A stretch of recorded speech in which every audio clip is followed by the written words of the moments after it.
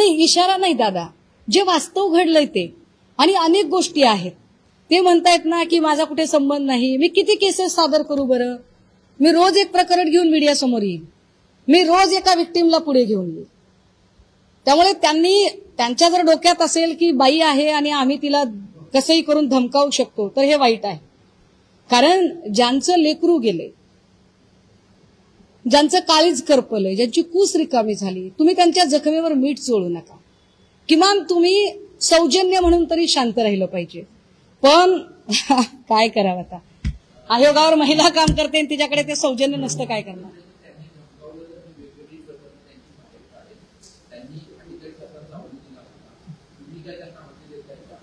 नाही, मी अवधी देणे इतकी कुठे मोठी आहे? मी लहान माणूस आहे, मी साधा माणूस आहे. माझ्या काही डोक्यावर मुख्यमंत्र्यांचा हात आहे काय? आणि माझ्यासाठी काय महिला आयोग मदतीला येणार आहे काय? सत्ताधाऱ्यांच्या वलचणीला गेलेला आयोग माझ्या मदतीसाठी येणार आहे? मी साधा माणूस आहे, सडाफटिंग माणूस आहे. मी काय म्हटलं की मी विनम्र आहे, मी उर्मट नाही. मी विनम्रतेने पोलीस स्टेशनला जाऊन बसेल आणि मी फक्त तुम्ही चौकशीच्या कक्षेत त्यांना घ्या एवढंच सांगेन. मी गुंड नाहीये, मी मवाली नाहीये, मी उर्मट नाहीये. मी कुणालाही धमकावणीची भाषा करू शकत नाही. मी कायद्याचा आदर करणाऱ्यांपैकी आहे.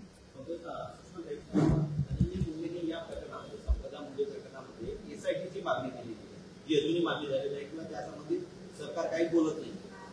संबंधित पोलीस अडचण असेल ते कर्मचारी त्यांच्याकडून तपास काढून इतर यंत्रणेकडे किंवा एसआयटी स्थापन करून अशी काही मागणी आहे. माझी मागणी आहे की माननीय उच्च न्यायालयाने स्वतंत्र चौकशी समिती नेमावी, जी अक्षय शिंदे प्रकरणात पण आपल्याकडे नेमली होती. तेव्हाही मी म्हटलं होतं की अक्षय शिंदेचा एन्काउंटर नाही, हत्या आहे. आणि कोर्टाने त्या संबंधाने आपलं म्हणणं मांडलं. मी सोमनाथ सूर्यवंशी प्रकरणामध्येही ही कस्टडियल डेथ आहे हे फार प्रकर्षाने मांडत होते आणि कोर्टाने ते मान्य केलं. मी वेग बोलत नाहीये, मी हातात कागद घेऊन बोलतीये.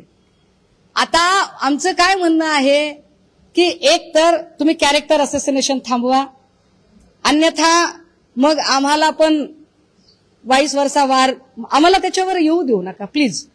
आम्ही फार नम्रतेनं बोलतोय. आम्ही हात जोडलेत ना, हात उघडायला भाग पाडू नका.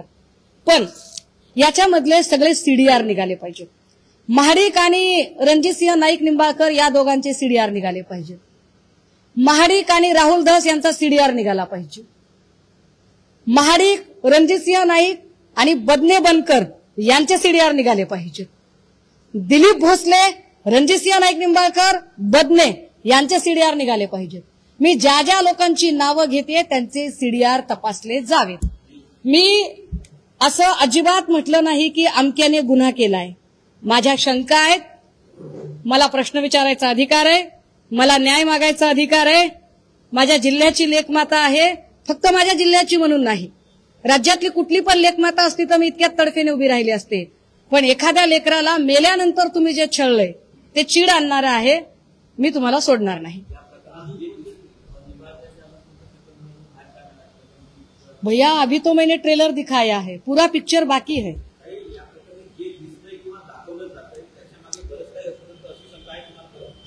माझं स्पष्ट म्हणणं आहे, ज्या पद्धतीने रोहित वेमुल्लाची संस्थात्मक हत्या झाली, हा संस्थात्मक हत्येचा प्रकार आहे.